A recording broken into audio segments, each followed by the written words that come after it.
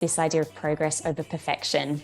Is there something that you can do? Maybe it's just a small change today that means you're doing better than you were yesterday. And when we just break it down to that, rather than being overwhelmed by the big problems in front of us, it can help us just move forward and take that next step. So just keeping in mind that idea of progress over perfection, I think, is really powerful for people. Hey, what's up, everybody? Welcome back, Championship Leadership Podcast. We got Gillian Pereira here from Sydney, Australia, with the Business Pickle, and excited to have you. You're all the way across the world, so welcome. Thanks, Nate. It's great to be with you. Yeah, absolutely. Championship Leadership is the name of the podcast. So what comes to mind for you? What does championship leadership mean to you when you hear that? Yeah, it's a great concept. I think I understand it in two ways, really. First off, a championship leader to me is really one who is living for and working for something that's bigger than just themselves. It's so easy to get caught in career advancement and thinking about what's the next step for me as an individual. But I think when leaders find something that they can really work on and bring people around that's improving the world in some way, that's what I find really admirable. And two, I think it also speaks to someone who genuinely cares about and respects the people that they're working for and working with. It's not just about, the big vision or the mission of your business or your organization, but it's really about caring for the people directly in your world. And there's a quote that I love, which I'm not sure who originally said it. It's one of those quotes that lots of people use, and so it gets attributed all over the place, but it goes, "There's no limit to what can be accomplished if it doesn't matter who gets the credit." I think if leaders can really live that out, that's when I think amazing things can happen. Yeah, I like that quote. You should take credit for that one. Yeah, I'll just claim it. That's my own. Yeah. Absolutely. No, that's I love it. So why don't we just talk a little bit about you and kind of the journey and the path you've been on in life, and how that brings you to where you're at, and with Business Pickle, and what that's all about and what you're up to. Yeah, sure. So maybe to give a bit of context to what I'm doing now, and then how I got to this place. And so I'm one of the co-founders and lead researcher at the Business Pickle, as you said. And the Business Pickle is here for leaders ready to do good. So we do research, we run workshops, we do events and all sorts to help leaders that are wanting to improve their impact. But really where it all began was actually over in a casual conversation over what is one of Australia's favorite pastimes, having brunch. I'm not sure if your listeners over in the States are as into brunch as we are here, but it's a big part of our culture. And we were just casually chatting, myself and now one of the co-founders, Simon, and our partners, about some businesses we'd seen that had gone through massive changes and really shifted their approach to help make a better impact. And it really got us thinking about how complex it is to just even keep a business running in the day-to-day, let alone thinking about all these additional challenges and wanting to improve the world for people or make the world a better place. And so we wanted to start something that would get into the detail of those challenges and unpack those together. And it actually originally started as an idea for a podcast, and then it just continued to grow.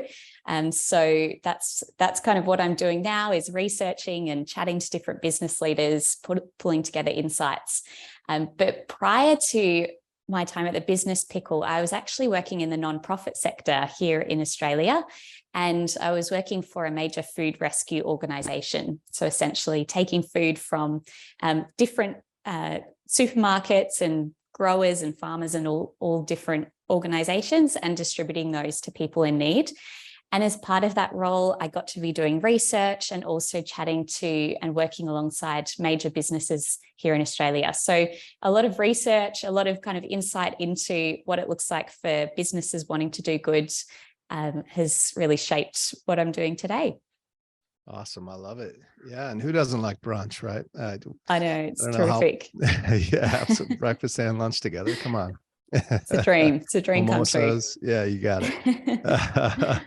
I love it. So who are some championship leaders that have impacted your world, your life, and more so like what are some of the characteristics that have really stood out from those individuals? Yeah, it's interesting.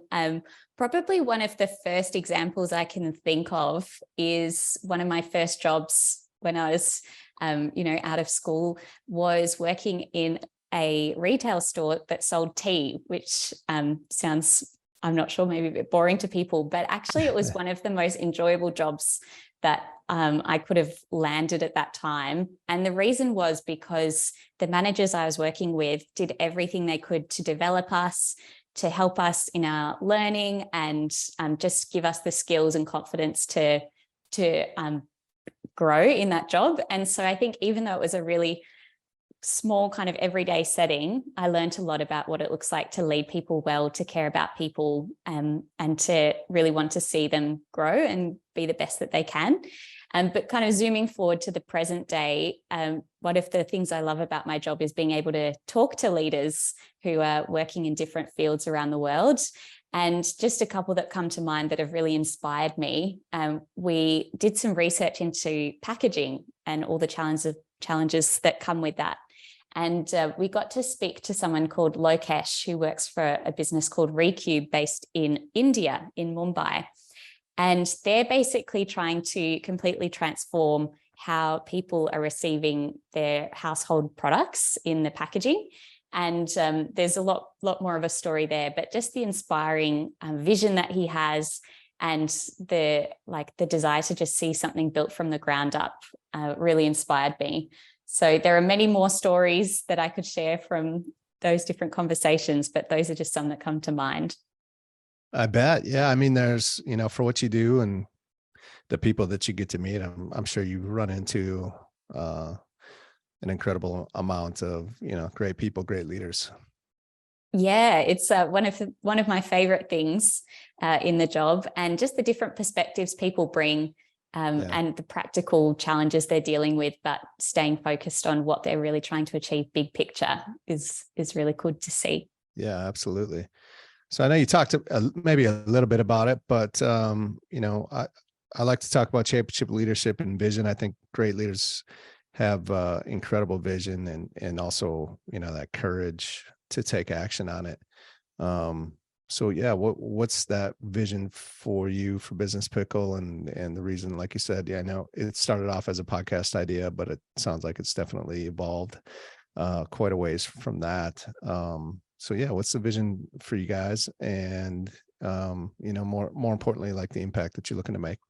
Yeah, that's a great question. The reason we began the Business Pickle is because we really believe that business can be a powerful force for good in the world. But as many of us will know, putting that into action can be really complicated.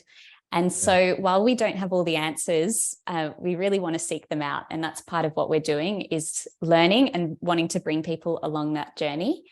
And really what we use as a bit of a catchphrase is that we're here for leaders that are ready to do good. And so we want to get alongside leaders that are maybe the squeaky wheel in their business, or maybe they're in the C-suite, wherever they're at in the business, but they see that the business can be doing more to make an impact on the world. And so we want to bring together global perspectives on how business can make a positive impact, and put that into really practical actions and insights for people to take away and implement. So at the end of the day, we want to see more leaders in more businesses doing good for people and planet, and whatever shape that takes, we're on board for. Awesome. I love it. Well, that's a great vision for sure. What's like what I guess I call a critical moment? I think we have a lot of these in our lives for sure. But, I think a lot of people, especially over the last few years, difficult times, there's strength in hearing as they're in those moments right now, how they were able to decide and move in those moments. So is there obviously you made the decision that you did where has you here today. Is there a moment or two that you could share with us that comes to mind? Yeah, sure. I think in the midst of all that's gone on in the past few years, and it's looked different for everyone, even just the journey to beginning the business pickle was a bit of a step out of my comfort zone. Yeah. So coming from a large organization, really clearly defined roles and understanding what I was turning up to work to do each day, and basically going through, it was probably a few months of grappling over the business pickle, this idea that we had, could we make something happen here? And then just the journey over like building it up. And as we said, moving it from just an initial idea to a research platform that can be a resource for people and the services we provide. I think just being comfortable with the unknowns has been a really big growth for me over the last year. Yeah. And being comfortable with things shifting and changing in a more of a startup environment than anything I've been in before, I think has really grown me. And I'm really thankful for that time and those learnings. Yeah. How'd you come up with the name? Yeah, well, that was actually my co-founder Simon's idea, and the kind of the kernel of the idea behind it is that all of us are in some kind of pickle in business. So it might be that we're in a legacy business and we've got all these different inbuilt ways of doing things, but we've kind of ended up in a spot where we're not quite sure how to change or what to do next. And for a lot of business leaders, we've just found that they know they want to do good in some way, but they just don't know what to focus on. And so all of us are in a bit of a pickle. Yep. And so we're wanting to kind of unpack those pickles for people. I love it. Yeah, I love the name. And I kind of figured it was something to do with that, I guess you'd say, being in a pickle, like you said. Yes. So that's definitely something that that's a phrase or a term that we would use here as well. So what's, as we start to wrap this up, if there's one or two things that you could give to the listener right now, it's tuned in and listening and looking to grow in their life and their business, personally or professionally, some guiding principles that if they applied today, they could go and move their life forward today. What would you say to him or her right now? I think one of the things that we've come across in the conversations we've had with leaders and some of the research we've done is that it can be quite paralyzing if you think you've got to get it all right before taking a step. And I think sometimes we can be afraid of taking just the next step because we're not sure if we're going to get kind of cop flack for it or not do it in the right way. But what we really think about and talk about at the Business Pickle is this idea of progress over perfection. Is there something that you can do? Maybe it's just a small change today that means you're doing better than you were yesterday. And when we just break it down to that, rather than being overwhelmed by the big problems in front of us, it can help us just move forward and take that next step. So just keeping in mind that idea of progress over perfection, I think is really powerful for people. And also not being scared to share the small wins with those around you, because as you actually share what you've learned or what maybe you've got wrong and had to try and improve, that can encourage others to do the same.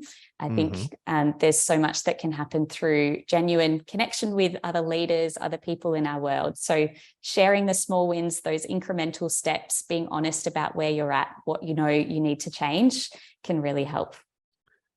Yeah, that's two great ones right there. And, I think a lot of people, they get stuck in the thought of having to be perfect that keeps them from making any progress at all. Right. So yeah, perfect example to, just make those small little steps every day, make some progress and to celebrate those, like on the flip side of that. That's right. And to share it. So yeah, wonderful. What's the best way that we can, find out more about yourself and the Business Pickle and how they could be involved or to get more information and follow you guys if you're on social media?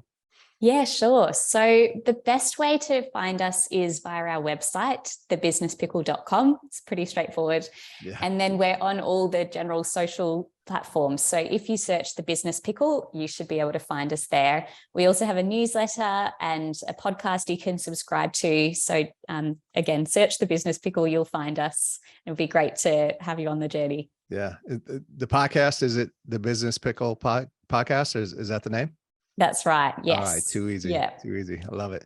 Well, if you want to hear more incredible content from incredible guests and leaders, just like the one that we have here today, please stay right here. Don't move. Listen to the next episode. I want to thank you so much for being here. I know it's it's Wednesday here, but it's Thursday for you, Thursday morning. So thank you so much for taking some time. It's been great. I appreciate it. Thanks so much, Nate. It's been awesome to chat.